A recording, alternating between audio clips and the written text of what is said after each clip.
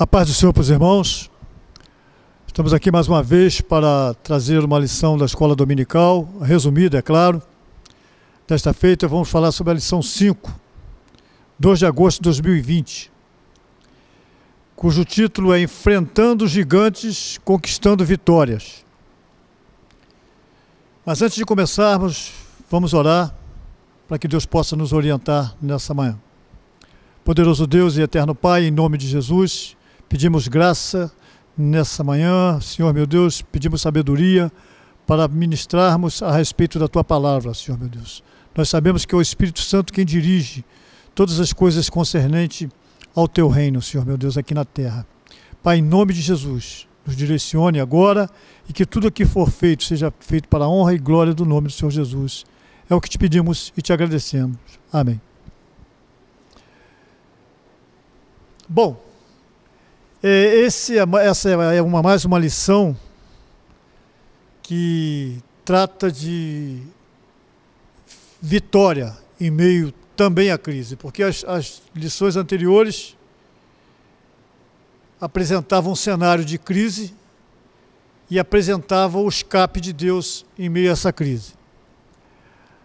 Aqui, na verdade, não foi diferente. Existia uma crise porque aquele gigante assolava o povo de Israel ali durante 40 dias, 2 vezes ao dia, ou seja, 80 vezes as pessoas ouvindo, o exército de Israel ouvindo o escárnio daquele gigante.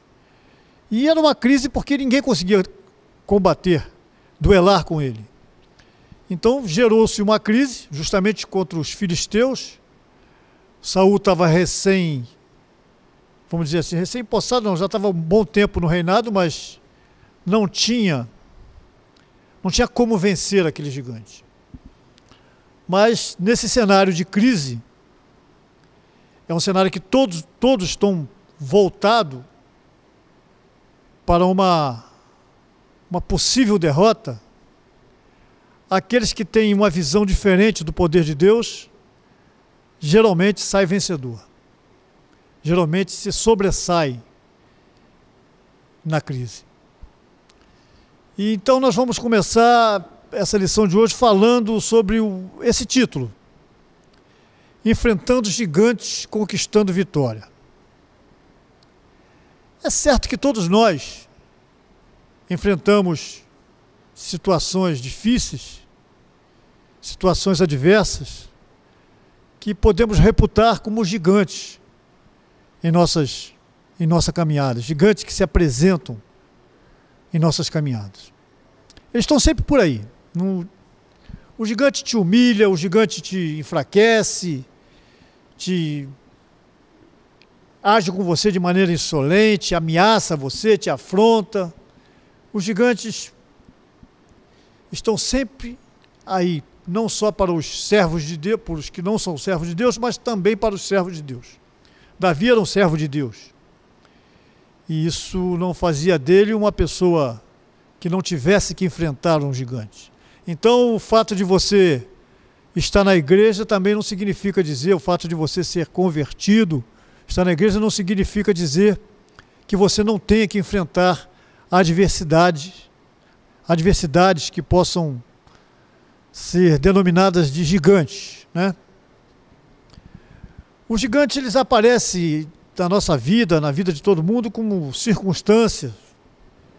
O gigante pode ser uma pessoa, pode ser um relacionamento, pode ser um sentimento, uma doença, uma dificuldade financeira. Tudo isso se potencializa como gigante em nossas vidas.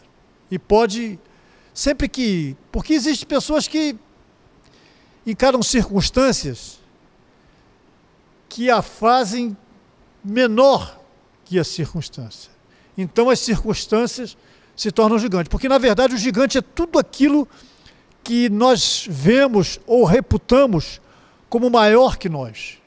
Aquilo que está acima do nosso poder, aquilo que está acima das nossas possibilidades de vitória, eles se refletem gigantes para nós. Então qualquer circunstância, seja ela na sua casa, na sua família, no seu trabalho, na sociedade ou até mesmo na igreja, qualquer circunstância que apareça, ela vai tomar formato de gigante quando você vê-la com um olhar de inferioridade em relação a ela, a circunstância. E assim acontece com pessoas, acontece com uma doença. Tem doenças que incapacitam as pessoas perdem até a vontade de viver. E outras coisas mais, dificuldade financeira, tem às vezes relacionamento familiar, relacionamento conjugal também, né? Sentimentos, frustrações, tudo isso potencializado vira um gigante. E o gigante, como eu falei, é aquelas coisas que são maiores que você.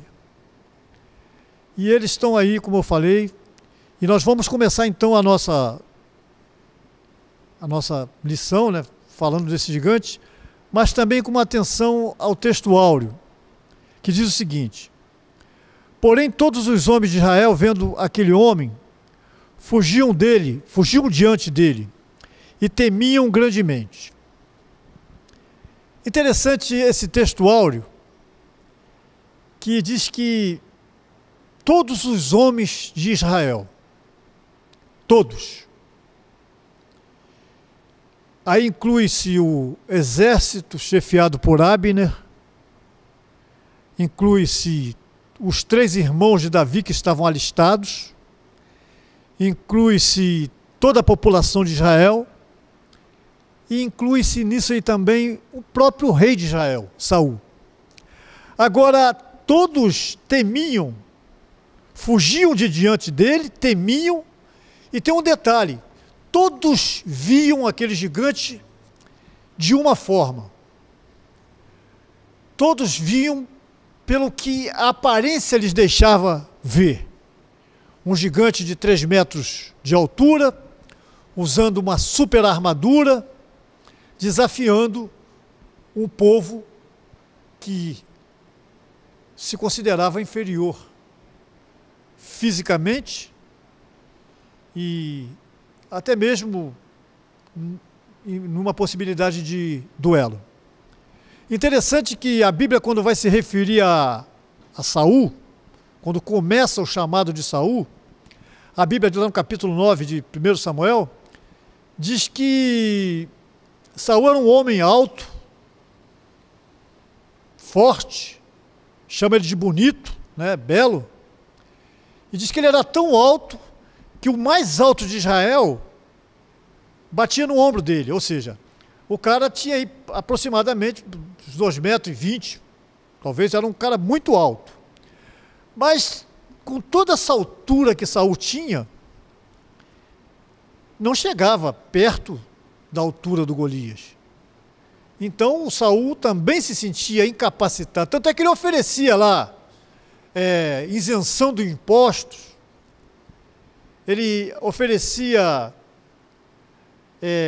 riquezas, e até a própria filha em casamento ele dava para quem vencesse aquele gigante. Interessante que nesse panorama de visualização do gigante, aparece Davi. Interessante também que já ungido, né, ele foi ungido, Samuel unge ele como rei, no capítulo 16 de 1 Samuel, aparece Samuel ungindo ele como próximo rei de Israel. Ele, na verdade, quando ele chega lá, que escuta aquele comentário a respeito do gigante, ele tinha ido levar suprimento para os seus irmãos, ou seja, uma pessoa que já estava ungida como rei, funcionando como se fosse um office boy de família. Tá? Mas ele não estava nem aí para isso. Ele foi lá levar, e chegando lá ele defronta com aquilo. Interessante também é que nesse contexto aí dessa primeira visão que Davi tem, aparece na Bíblia as primeiras palavras de Davi, não só nessa batalha, mas também as primeiras palavras de Davi na Bíblia. Ah, ele não... Você não vê nenhuma passagem bíblica de Davi falando alguma coisa. Ele, quando foi ungido, ele não falou nada, mas aí aqui aparece. E quando aparece Davi falando, ele fala de uma maneira diferente. Enquanto todo mundo olhava, ouvia e tinha pensamentos a respeito daquele gigante, Davi era uma exceção. Então aqui, isso aqui nos traz o ensino de que, dependendo do prisma que você vê o gigante, você pode ter um resultado positivo ou um resultado negativo. O povo, o exército de Israel, olhava aquele gigante de um jeito, mas Davi olhou numa outra perspectiva. E interessante também que Davi ele fala pouca coisa a respeito do gigante. Aliás, o que ele fala a respeito do gigante é até humilhante para o gigante, né? Ele chama ele de incircunciso, né? Que está mexendo, está falando contra, está afrontando os exércitos do Deus vivo. Então ele fala pouca coisa a respeito do Golias. Ele fala duas coisas, na verdade. Mas Deus, sobre Deus ele fala tem 9 inserções dele usando o termo Deus ou Senhor. Ele fala 9, ou seja, mais de 4 vezes mais ele fala de Deus do que mesmo do Elias. Ao contrário do exército, ao contrário de Saul, ao contrário de todos que ali estavam. Então, na verdade, Davi, quando entra nessa batalha, ele chega... Quem é esse filisteu incircunciso para desafiar o exército de Deus? Ele começa, já no versículo 26 do capítulo 17, ele já começa colocando Deus no confronto. Ele traz a presença de Deus para aquilo ali. Ele sai da ótica de um confronto pessoal, ele sai da ótica de uma batalha material e física, e ele começa a entrar em um panorama de uma batalha espiritual. Então ele começa a colocar Deus nessa batalha e se colocar na dependência de Deus para enfrentar esse gigante. Esse é um detalhe. Agora, existem outros detalhes nisso aqui que a gente pode tratar aqui.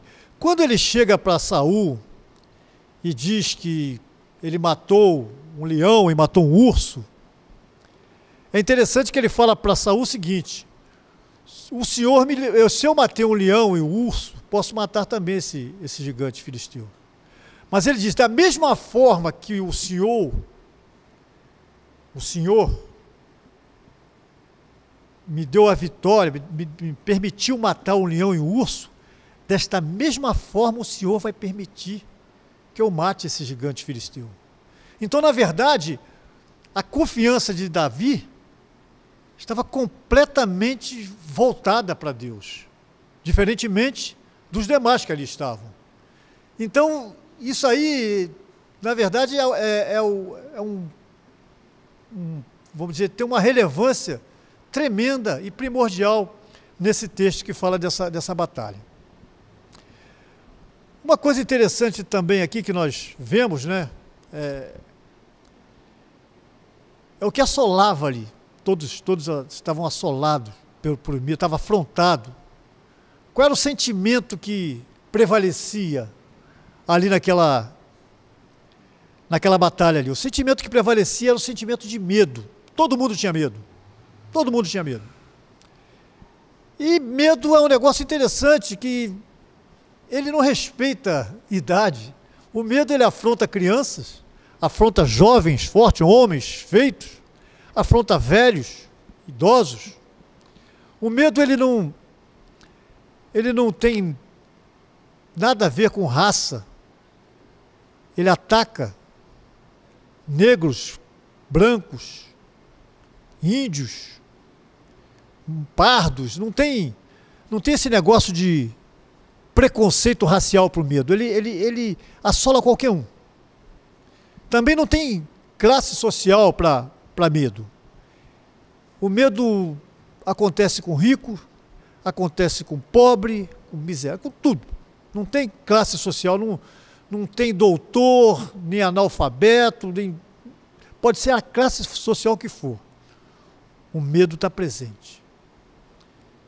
É fraco, é forte, seja lá o que for, o medo está ali. O medo realmente é o que estava tomando conta de todo Israel naquele momento. E, obviamente, os filisteus estavam confiantes, porque o sentimento que pairava sobre o exército de Israel era o de medo. E o que pairava sobre o exército filisteu era confiança, porque eles falavam o seguinte: chama para cá, manda vir brigar comigo. Se vencer, damos como... Se vocês trouxerem alguém que possa me vencer, isso falava o Golias, damos como vencido por vocês. Nós saímos em retirada e damos como se fosse derrotado por vocês. E se acontecer o contrário, vocês são derrotados por nós. Então essas palavras de Golias, né, assolavam, quem é que vai enfrentar um camarada desse aí?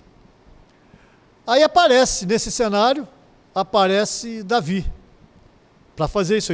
Mas interessante que o medo, ele é uma coisa quase que comum a todo mundo, né? E como é que a Bíblia define medo, né? Como é que... Medo, na verdade, ele é uma das armadilhas do diabo. A palavra armadilha é cilada, né? Uma das ciladas do diabo é o medo.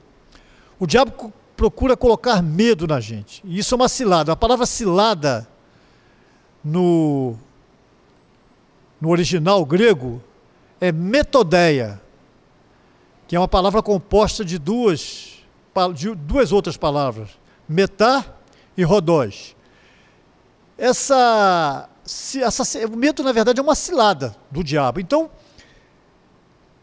se você procurar o que a Bíblia define como medo, a Bíblia define o medo como um espírito, né? O que está escrito lá em 2 Timóteo, capítulo 1, versículo 7? Deus não nos deu um espírito de covardia ou de temor. Então, na verdade, quando a Bíblia diz que Deus não nos deu um espírito de medo, ela está dizendo, esse D aí é um genitivo. Na verdade, o que Paulo está dizendo na carta que escreve a Timóteo? O espírito que Deus nos deu, ele não tem origem no medo. É isso que Paulo está falando. Então, a Bíblia diz que medo é um espírito. O medo, ele afeta nosso corpo, nossa alma e o espírito. Tem gente que se paralisa diante do medo, tem gente que as pernas tremem diante do medo. E o medo, ele mexe com nossas emoções, nossos sentimentos, vamos dizer assim, nosso intelecto. Então o medo ataca a alma também. E o medo aparece na Bíblia como isso aí, como espírito, e aparece como o medo também é uma emoção. A Bíblia diz que a nossa luta não é contra a carne nem contra o sangue.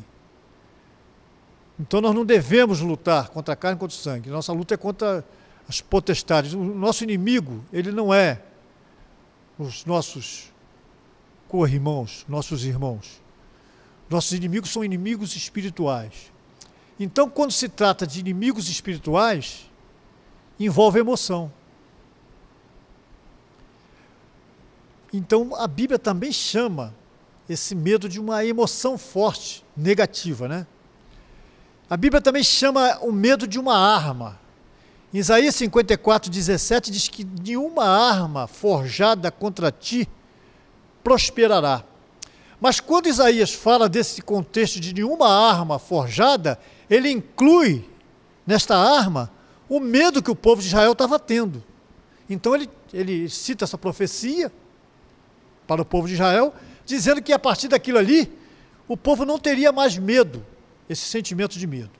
Então, a Bíblia define medo como um espírito, como uma emoção forte, e como uma arma, e também como uma fortaleza espiritual. 2 Coríntios 10:4 diz que a nossa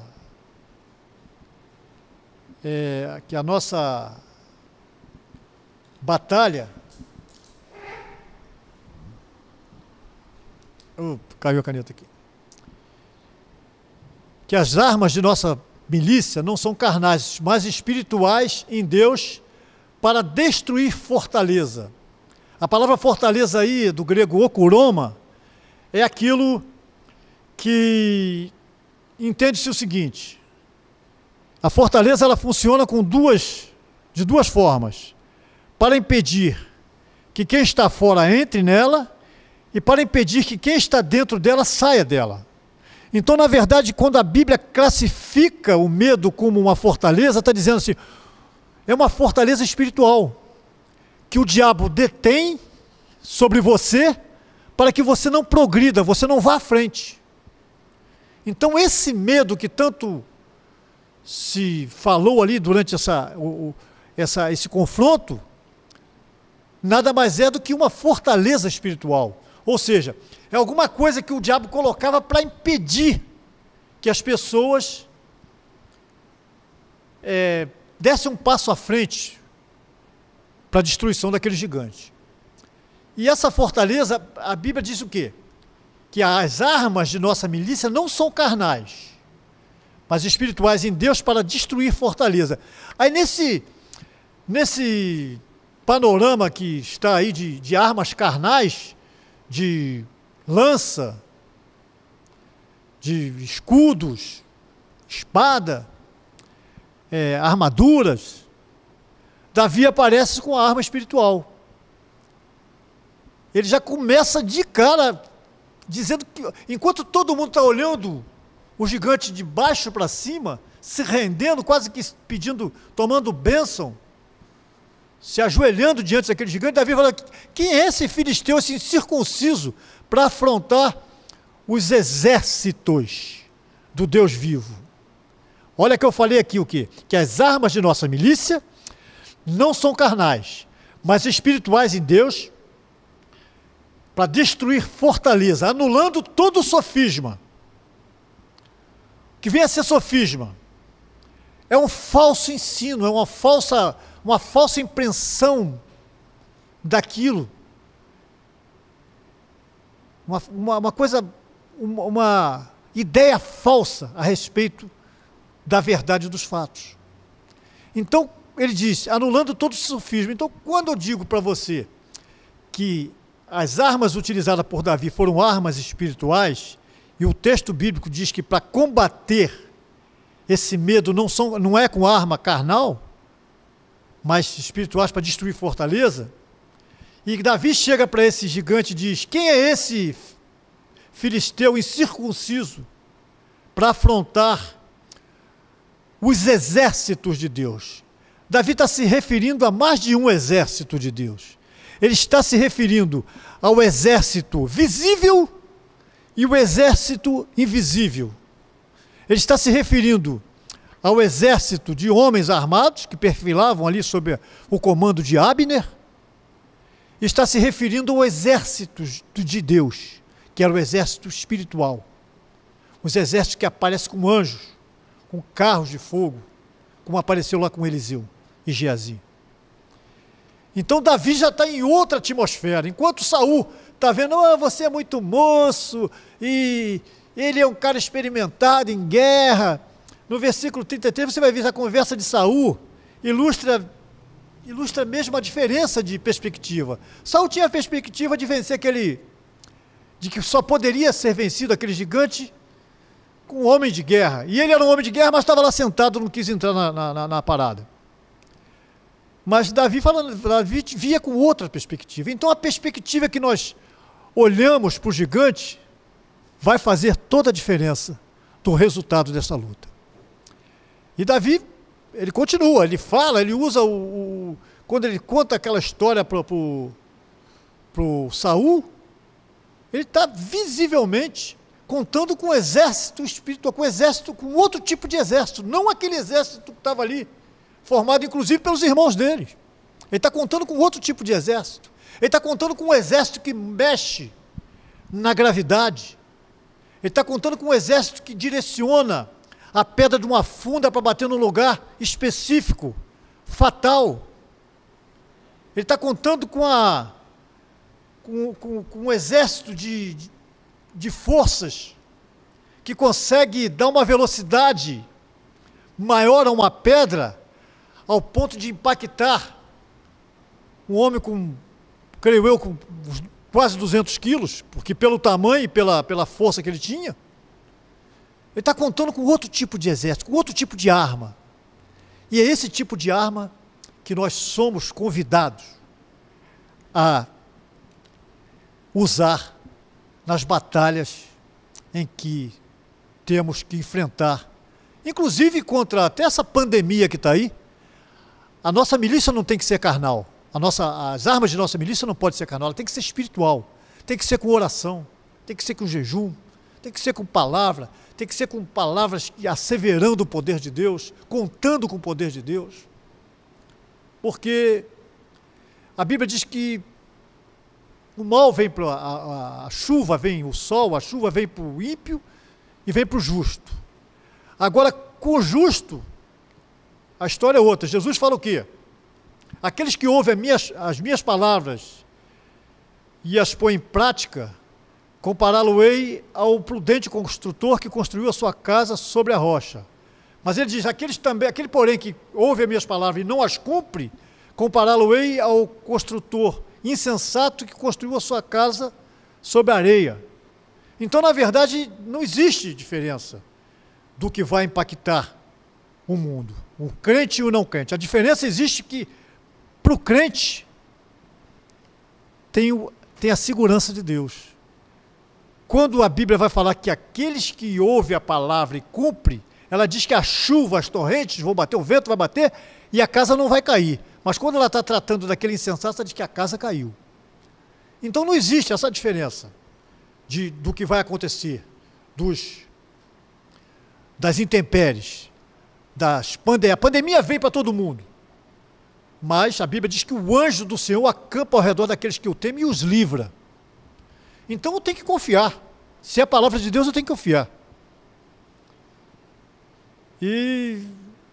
Mas tem um detalhe. Eu sei que o tempo já está esgotado. Quando, ainda sobre aquela conversa de Saul e Davi, que Davi exalta a proteção de Deus, exalta a confiança em Deus, ele faz bem diferente do que os outros fizeram, do que os outros fazem, de que muita gente, até inclusive de muitos crentes, tem muitos crentes que ele acha que, eu já vi pastores pregando, eu estou aqui, mas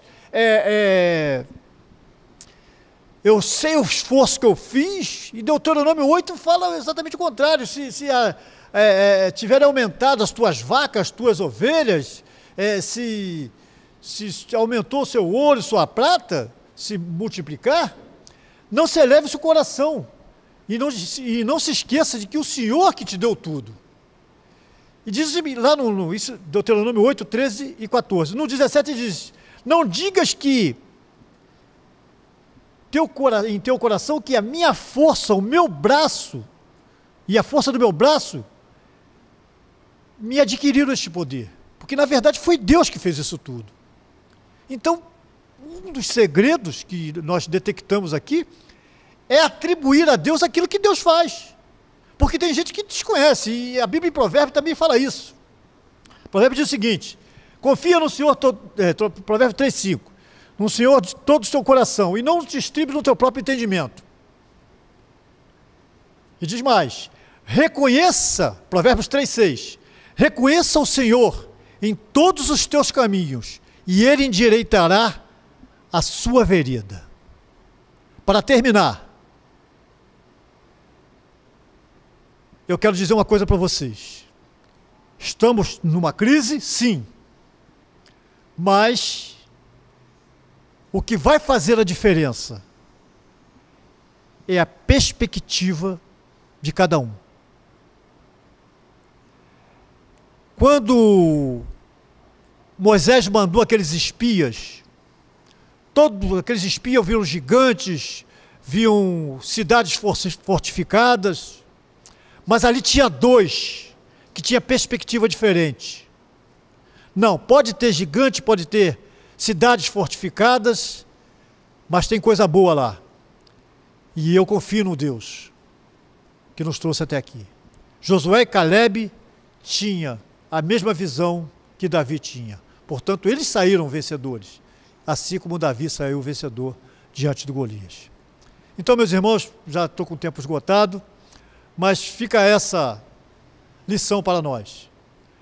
É a nossa visão sobre o gigante é que vai fazer toda a diferença no final das contas. Assim eu agradeço a oportunidade em nome de Jesus.